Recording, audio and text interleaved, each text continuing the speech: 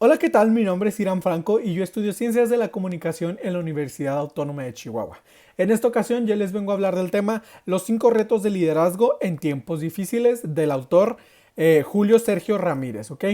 Este tema nos habla un poquito de cómo debemos de tener, cómo debemos de comportarnos nosotros, ya sea como líderes o como parte de una empresa para lograr un cambio, ¿no? En la misma, ¿no? Ya sea un cambio de imagen, un cambio en su forma de trabajar o cómo busca que los clientes te miren. Entonces tenemos que realizar una serie de pasos para que esto sea posible, ¿no? Entonces vamos a comenzar con como los conceptos más sencillos y vamos a tratar como de dar un ejemplo fácil de entender y básico para que podamos entender qué es lo que está pasando con cada uno de estos puntos, ¿no?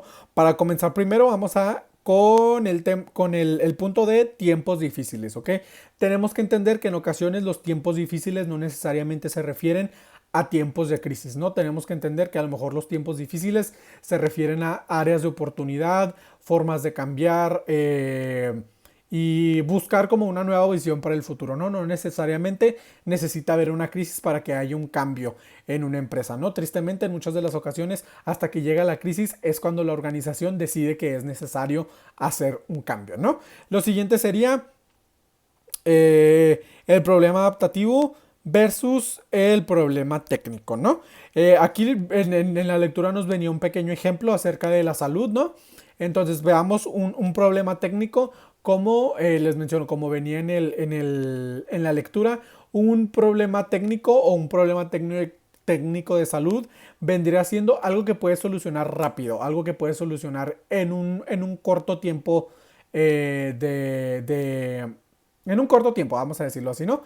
Eh, Como por ejemplo les digo, vas al doctor y te duele el costado del estómago y el doctor te dice, no, pues es que es tu apéndice, ¿no? Entonces te hacen una cirugía, te remueven el apéndice, te cosen, te vas a tu casa, tomas tus pastillitas y estás en reposo y en unas cuantas 2 semanas tú ya estás bien como si nada hubiera pasado. Fue una solución en un corto periodo de tiempo, ¿ok?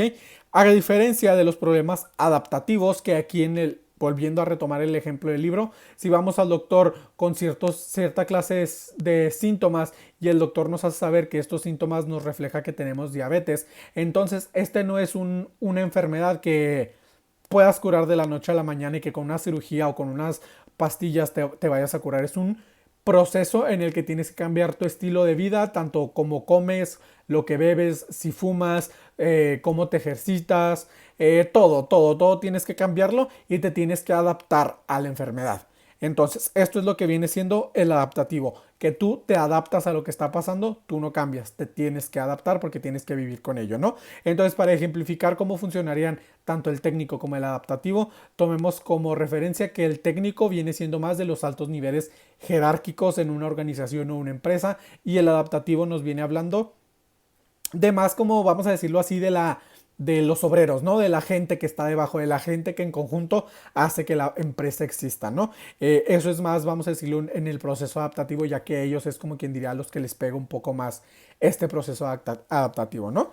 Entonces, vamos a comenzar con un ejemplo sencillo que vendría siendo, vamos para todo el video, vamos a poner como de ejemplo un supermercado, ¿no? Que es algo con lo que todos o la mayoría de nosotros estamos relacionados a acudir y a lidiar con.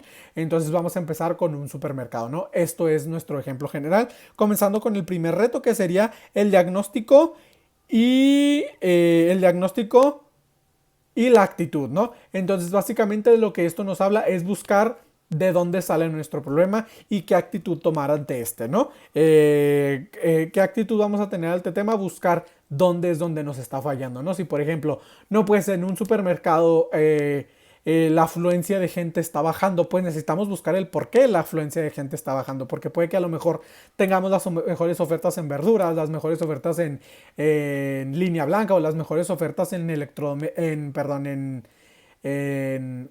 en televisiones o en tablets o en teléfonos o algo así, pero hay algo que el simple hecho de tener buenas ofertas no nos está dando los resultados que nosotros estamos buscando obtener, ¿no? Y la actitud que a lo mejor nuestros empleados pudieran tener, porque puede que en realidad tengamos las mejores ofertas del mundo, pero si la atención al cliente no es la adecuada y la correcta, pues de nada va a servir, ¿no? Entonces, en vez de decir, ay, es que voy a ese supermercado porque tienen cosas muy baratas, va a decir, no voy a ese supermercado porque la cajera o el que atiende los teléfonos o el que atiende las verduras son muy groseros o no saben atender a la gente o X o Y, ¿no? Entonces, para ejemplificar este punto uno, pues está ese, ¿no? El segundo sería el reto de coalición y la visión y la estrategia, ¿no? La coalición viene siendo básicamente la unión de los altos mandos o los altos niveles jerárquicos para poder lograr este cambio o este mejoramiento, ¿no? Vamos a decirlo de esa forma.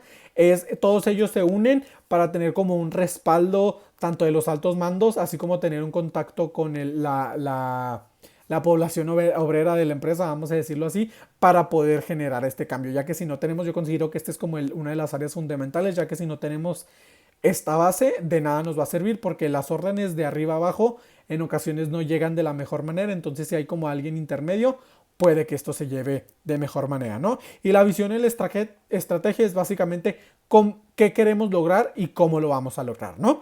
Entonces, la visión es qué queremos lograr y cómo lo vamos a lograr. En este caso, volviendo al ejemplo del supermercado, pues qué es lo que está pasando, pues los gerentes y los encargados de la caja y los encargados de las verduras y los encargados, todos los importantes de todas las áreas del supermercado se están uniendo para ver cómo van a lograr este cambio y qué estrategia o de dónde viene como esta falta de atención al cliente y cómo van a hacer, cómo van a buscar las formas de esto mejorarlo, ya sea con una especie de cursos o ponerse en comentar un poco la empatía o en pocas palabras es buscar cómo van a lograr que esto suceda, ¿no?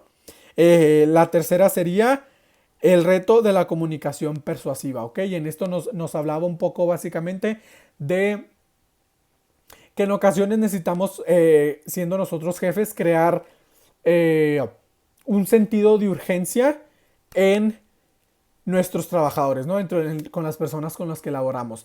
Un sentido de urgencia para que, para estar todo el tiempo constantemente en nuestra mente de que nuestro trabajo cada vez tiene que ser mejor y mejor y mejor. Solitos como quien diga nosotros motivarnos para que lo que hagamos sea mejor, pero siempre tratando de evitar este sentimiento de frustración, ya que si en ocasiones la urgencia sube al nivel como de estrés o de frustración, cualquier esfuerzo, por más mínimo que sea, lo vamos a considerar en vano porque vamos a creer que no funciona. Entonces, básicamente es buscar, no sé, ir a hablar con la cajera y decirle, sé más amable con las personas o a lo mejor incitarlos a que si conseguimos más ventas un bono o necesitamos crear muchas ventas para que a la tienda nos manden más recursos, etcétera, ¿no? Esto es más o menos como buscar una estrategia y cómo lo vamos a conseguir.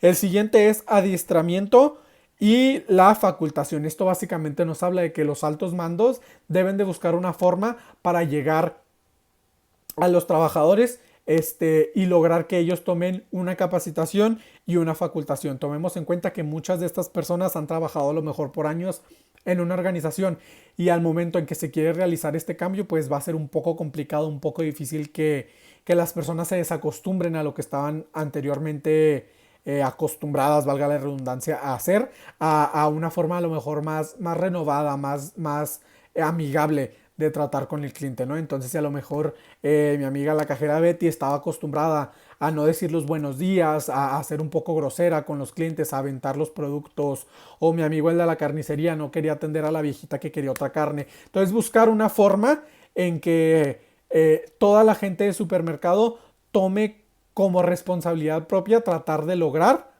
que con las habilidades y conocimientos que adquirieron, lograr que este supermercado suba de nivel y se convierta en un mejor supermercado de lo que era, ¿no? Obviamente recordemos que este proceso no va a ser de la noche a la mañana, en ocasiones toma tiempo lograr que las personas lleguen a este punto de ser lo suficientemente capaces de que la cajera Betty atienda correctamente ¿cómo se dice?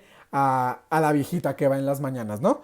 Y por último, pero no menos importante, el reto de arraigar la nueva cultura. En muchas de las ocasiones se busca que esta nueva cultura que se trata de implementar se quede en el pensamiento y en la forma de trabajar de los empleados. Y considero que es igual otro de los puntos más importantes, ya que si no nos esforzamos en arraigar esta cultura nueva a los empleados, ya sean nuevos o, vamos a decirlo, con más tiempo, todo el demás trabajo hubiera sido en vano. O sea, de nada nos sirvió haber hecho todos los 4 anteriores pasos si no logramos arraigar esta nueva cultura con el equipo de trabajo, ¿no?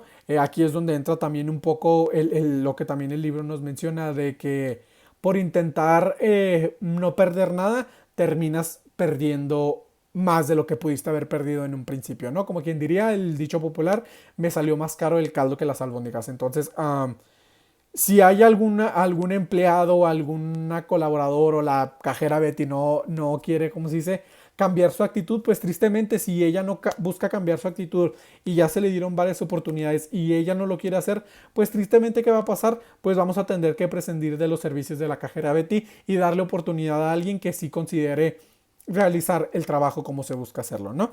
Entonces, estos son como de unos poquitos de los pasos, como con un ejemplo de un supermercado, de cómo pudiera esto darse a cabo, ¿no? Espero que les haya sido funcional o que les haya ayudado en algo, que me haya podido dar a entender lo que yo buscaba que ustedes comprendieran, y espero que les ayude en el futuro para algo. Recuerden que el tema es los 5 retos de liderazgo en tiempos difíciles, de Julio Sergio Rodríguez. Espero que les haya gustado y nos vemos en la próxima. Hasta luego.